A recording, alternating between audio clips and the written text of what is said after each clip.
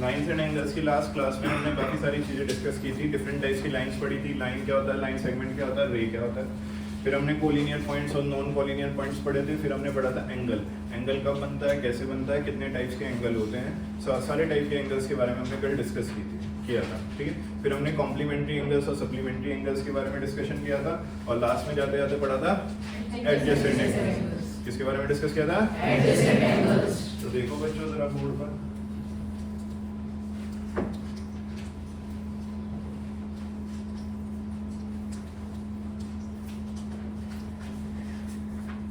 क्या इन दो एंगल्स के नेम बता सकते हैं हम? हमने कल एंगल्स के नेम लिखना भी सीखा था। कौन कौन बता सकता है इन दोनों एंगल्स के नेम? ये 1 ये 2 है। पूछता हूँ मैं आपसे भाविनी, एंगल 1 का नेम क्या हुआ? POR। ठीक है बच्चों, ये यस सर। Angle POR। पुण्य और क्या लिख सकते हैं इसको? ROP। क्या लिख सकते हैं बच्चों इसको? ROP। चाहे POR लिखें चाहे ROP लिखें, बट मेक श्योर करना है कि जो वर्टेक्स है जहां पर एंगल बन रहा है वो बीच में आना चाहिए। तो POR is correct, ROP is correct. ये किस को क्लियर है? आर्ना रस्तोगी। अब आप बताओ दूसरे एंगल का नाम, सेकंड एंगल का नाम।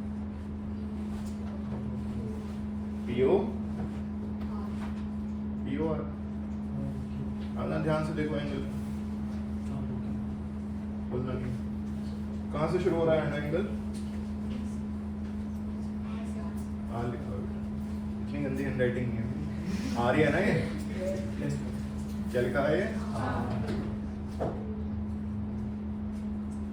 क्यू।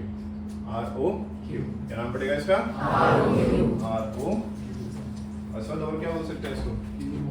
QO। क्या हो गया? चलो इधर ध्यान दो। ROQ भी बोल सकते हैं और QO R भी बोल सकते हैं। ये किस किस को क्लियर है बातें? क्या मैं इसको सिर्फ एंगल O बोल सकता हूँ? सिर्फ एंगल O बोलूंगा तो it will create a confusion कि मैं इसकी बात कर रहा हूँ, इसकी बात कर रहा हूँ या पूरे एंगल की बात कर रहा हूँ। तो इट्स बेटर कि हम तीनों को मिलाकर बोलें कि भाई POR है या फिर ROQ। ठीक है, क्या ये एडजेसेंट एंगल्स हैं? Yes sir. एडजेसेंट एंगल्स है ये? Yes sir. एडजेसेंट एंगल्स के लिए मानवी क्या क्या कंडीशंस होती है बताओ बेटा? Common vertex. Common vertex. Common vertex कौन है? O। आर कौन बोलता है? कॉमन वर्टेक्स कौन है? O। कॉमन वर्टेक्स कौन है? O। इसके अलावा बताओ मानवी और किसकी जरूरत होती है? Common arm. कॉमन आर्म कौन सी है बच्चों? वो एक ऐसा वर्टेक्स है जो 1 पर भी है और 2 पर भी। OR एक ऐसी आर्म है जो 1 के साथ भी है और 2 के साथ भी है। और किसकी रिक्वायरमेंट होती है? गुड। जो दो नॉन कॉमन आर्म्स हैं OP और OQ, वो अलग अलग साइड आनी चाहिए। एक इस साइड आ रही है और एक इस साइड आ रही है। तो इन एंगल्स को हम क्या बोलेंगे? Adjacent angles. क्या बोलेंगे इनको? Adjacent angles. ये किस को क्लियर है सारी बातें? Any doubt anyone till now? No sir. अगर मैं आपसे कहूं कि ये जो लाइन है POQ, ये एक स्ट्रेट लाइन है। POQ is a straight line. अगर POQ एक स्ट्रेट लाइन है तो उस स्ट्रेट लाइन पर जो बनने वाला एंगल है वो कितना होगा? 180। स्ट्रेट लाइन पर स्ट्रेट एंगल बनेगा। स्ट्रेट एंगल की वैल्यू कितनी होगी? 180। तो ये पूरा एंगल कितना होगा बच्चों? 180। ये पूरा एंगल कितना होगा? 180। तो क्या मैं ऐसा लिख सकता हूँ कि इन दोनों एंगल्स को मिलाकर कितना बैठेगा? 180। 180। तो this plus this equals to 180। क्योंकि ये लाइन पर आ रहे हैं। किस पर आ रहे हैं? लाइन। स्ट्रेट लाइन पर आ रहे हैं। लाइन स्ट्रेट ही बनती है वैसे नॉर्मली। तो लाइन पर आ रहे हैं और दो हैं। दो के लिए वर्ड आता है पेयर। क्या वर्ड आता है? पेयर। दो के लिए क्या वर्ड आता है? पेयर। इसलिए इस प्रॉपर्टी को बोलते हैं लीनियर पेयर। क्या बोलते हैं इसको? Linear pair. क्योंकि ये दो एडजेसेंट एंगल्स एक स्ट्रेट लाइन पर बन रहे हैं, क्योंकि ये दो एडजेसेंट एंगल्स एक स्ट्रेट लाइन पर बन रहे हैं, इसलिए इन दोनों का सम कितना होगा? 180। क्योंकि ये दो एडजेसेंट एंगल्स एक ही स्ट्रेट लाइन पर बन रहे हैं, इसलिए इन दोनों का सम कितना होगा? 180। बताओ किस किस को समझ आ रही है? Any doubt anyone? No sir. तो अपने पास हेडिंग बनाओ concept of linear pair. Concept of linear pair. और उसके बाद ये बोर्ड से नोट कर लीजिए as it is with linear pair के बारे में हमने डिस्कस कर लिया है। हमें पता चल गया है कि अगर दो एडजेसेंट एंगल्स किसी स्ट्रेट लाइन पर बन रहे हैं तो हम उसको क्या बोलेंगे? लीनियर। अभी आपने हेडिंग बनाई है vertically opposite, vertically opposite angles ऐसे बनते हैं। जैसे कि ये एक लाइन है, लेट्स सपोज इसका नाम है AB।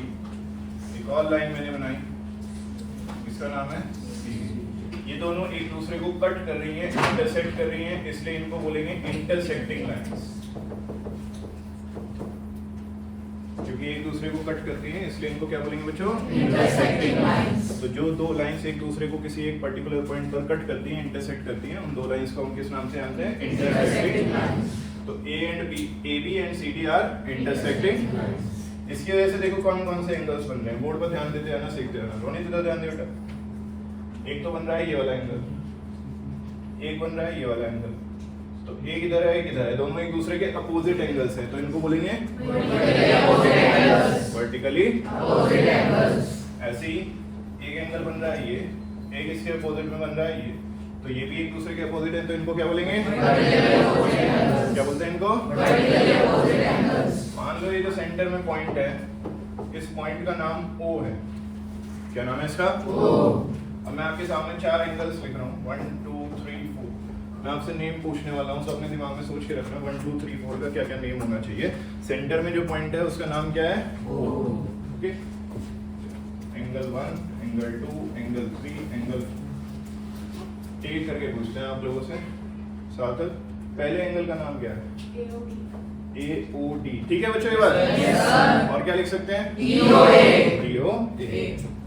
गुप्ता पहले इधर ध्यान दो बेटा। AOD। ठीक है, हर्षित आप बताओ एंगल 2 का नाम? DOB। और क्या लिख सकते हैं? BOD। ठीक है, वासु आप बताओ एंगल 3 का नाम?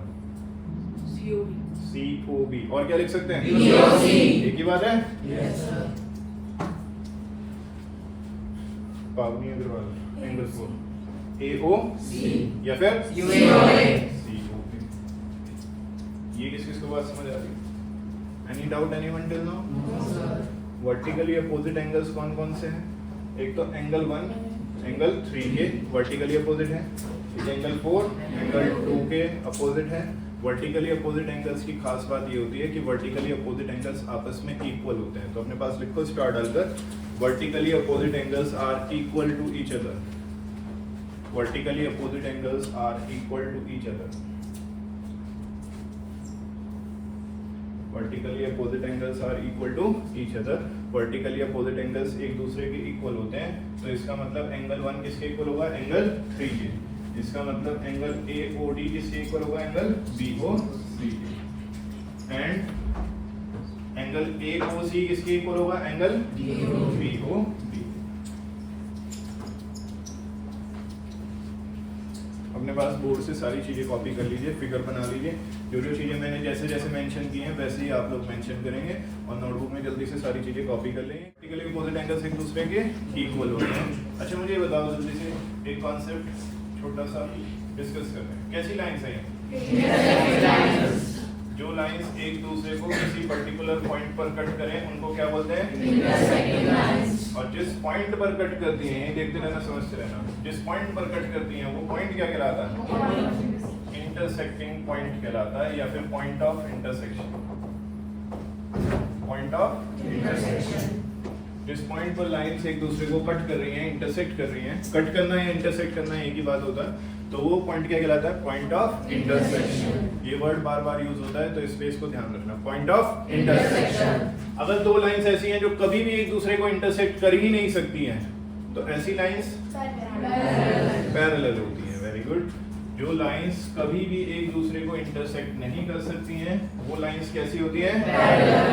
तो अगर आप कह रहे हो कि आपके पास दो नॉन इंटरसेक्टिंग लाइंस हैं जो एक दूसरे को कभी भी इंटरसेक्ट नहीं करेंगी, तो इसका मतलब वो कैसी लाइंस हैं? ये हम छोटी क्लास में पढ़ते आ रहे हैं कि पैरेलल लाइंस कभी भी इंटरसेक्ट नहीं करती। Parallel lines never intersect each other. पढ़ी है ना ये बातें? तो ये दोनों लाइंस को चाहे मैं इधर कितना भी बढ़ाऊं, चाहे पीछे की साइड कितना भी एक्सटेंड करूं, ये कभी भी आपस में मीट नहीं करेंगी, तो इनको बोलेंगे नॉन इंटरसेक्टिंग लाइंस या फिर पैरेलल। नॉन इंटरसेक्टिंग लाइंस या फिर पैरेलल लाइंस। जरा ये दोनों फिगर्स अपने पास बना लीजिए, फिर एक क्वेश्चन। अच्छा बताना बच्चे ये कैसी लाइंस है?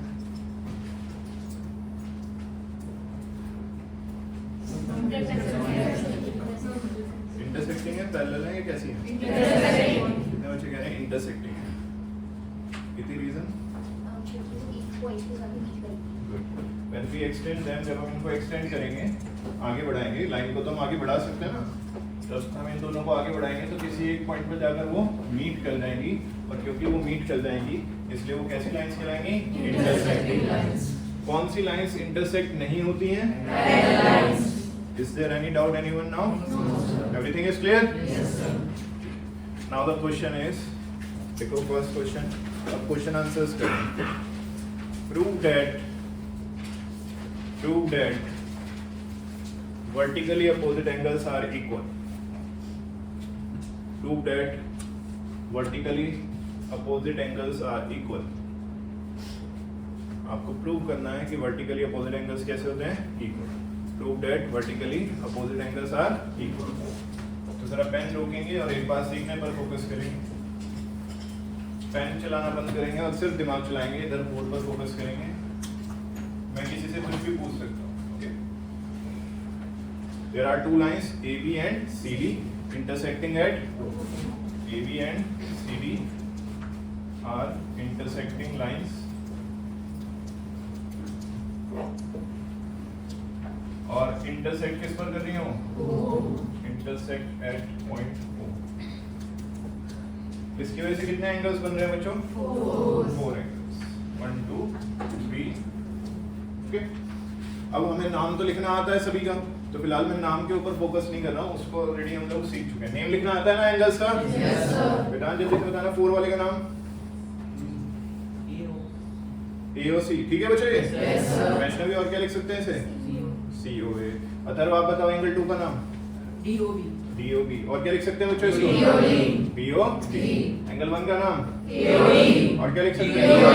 एंगल 3 का नाम? और क्या लिख सकते हैं? कोई डाउट तो नहीं है इसमें? चलो मुझे बताना, आप ध्यान से बोर्ड पर देखते रहना, सीखते रहना. क्या 1 और 4 सिर्फ उनकी बात कर रहा हूं जिनको मैं ग्रीन से मार्क कर रहा हूं? क्या 1 और 4 एडजेसेंट एंगल्स हैं क्या? एडजेसेंट एंगल्स वो होते हैं जिनका कॉमन वर्टेक्स हो. कॉमन वर्टेक्स क्या है? कॉमन वर्टेक्स मतलब एक पॉइंट. वो एक पॉइंट कौन है? सूरज इधर ध्यान दो क्लास में. वो कॉमन वर्टेक्स कौन है? ठीक है.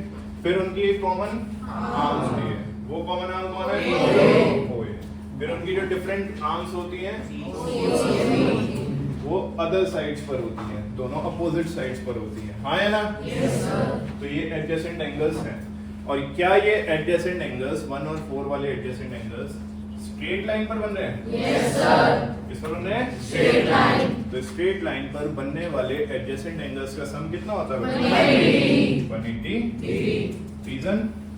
क्योंकि ये स्ट्रेट लाइन पर बन रहे हैं और जोड़ा है तो इसलिए लीनियर पेयर. बताओ ये किस किस को समझ आ रहा है? बोर्ड पर देखते रहना, समझते रहना, अड्डा कर ध्यान नहीं रखना. मान लेते हैं दिस इज इक्वेशन 1. ओके, अभी देखते रहना, सीखते रहना. मेरे पास एंगल 1 और एंगल 2, क्या ये एडजेसेंट एंगल्स हैं क्या? कितने बच्चे कह रहे हैं यस? एडजेसेंट एंगल्स हैं, बराबर में आ रहे हैं. इनका एक कॉमन वर्टेक्स है O, एक कॉमन आर्म है OD, और जो दो नॉन कॉमन आर्म है वो अपोजिट साइड्स आ रही हैं, डिफरेंट साइड्स आ रही हैं. कोई दिक्कत इसमें? एंगल 1 और एंगल 2 क्योंकि एडजेसेंट एंगल्स हैं और एक स्ट्रेट लाइन पर बन रहे हैं. स्ट्रेट लाइन कौन है यहाँ पर? बोलो. AOB. तो क्योंकि AOB एक स्ट्रेट लाइन है और उस पर एंगल 1 और एंगल 2 बन रहे हैं, तो उनका सम भी कितना होगा? कितना होगा बच्चों? 180 डिग्री. तो angle 1 plus angle 2 equals to 180 degree. Again the reason will be क्योंकि स्ट्रेट लाइन पर बन रहे हैं और पेयर है, जोड़ा है, इसलिए उसको क्या बोलेंगे? लीनियर. मान लेते हैं ये इक्वेशन सही. अब देखने और सीखने वाली बात क्या है कि एंगल 1 प्लस 4 करके भी 180 आता है और एंगल 1 प्लस 2 करके भी 180 आता है. हाँ या ना? तो ये भी 180 और ये भी 180. अगर दोनों इक्वेशन की राइट हैंड साइड इक्वल है तो लेफ्ट हैंड साइड भी तो क्या होगी? एग्री करते हो? तो दोनों इक्वेशन की राइट हैंड साइड इक्वल है 180 180, तो दोनों इक्वेशन की लेफ्ट हैंड साइड भी क्या होगी? इक्वल होगी. कितने बच्चे एग्री कर रहे हैं इस बात से? So from equation 1 and equation 2 क्योंकि ये भी 180 के इक्वल है, ये भी 180 के इक्वल है, तो ये दोनों आपस में क्या होंगे? इक्वल। एंगल 1 प्लस एंगल 4 इसकी left hand side equals to angle 1 plus angle 2 इसकी लेफ्ट हैंड साइड। ठीक है बच्चों, क्योंकि दोनों की राइट हैंड साइड इक्वल थी, इसलिए दोनों की लेफ्ट हैंड साइड को भी क्या रखा है? इक्वल। कुछ कैंसिल हो रहा है? Yes, sir. एंगल 1 से एंगल 1 Cancel. क्योंकि इक्वल है दोनों आपस में, एंगल 1 के इक्वल होगा तो उसे कैंसिल कर दिया। क्या बचा है? Angle 4 equals to angle 2. क्या एंगल 4 और एंगल 2 वर्टिकली अपोजिट एंगल्स है? Yes, sir. यही हमें प्रूव करना था कि वर्टिकली अपोजिट एंगल्स आपस में क्या होते हैं? Equal. वर्टिकली अपोजिट एंगल्स आपस में क्या होते हैं? Equal. इक्वल। आज जरा एंगल 4 का नाम बताओ।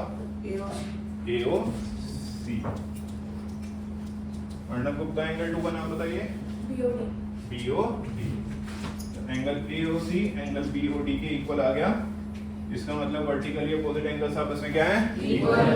सिमिलरली ये वाला एंगल इस एंगल के इक्वल दिखा सकते हैं आप लोग? Yes, sir. तो सिमिलरली इसके बाद लिख रहा हूँ क्योंकि वहां जगह नहीं है, इसलिए यहाँ लिख रहा हूँ। Similarly angle AOD equals to angle BOC। तो हम इन दोनों एंगल्स को भी आपस में क्या दिखा सकते हैं? इक्वल। तो इससे हम कह सकते हैं कि वर्टिकली अपोजिट एंगल्स आपस में क्या होते हैं? Equal. तो ये पहली थ्योरम, ये पहला क्वेश्चन किस किस को क्लियर हुआ है? Is there any doubt?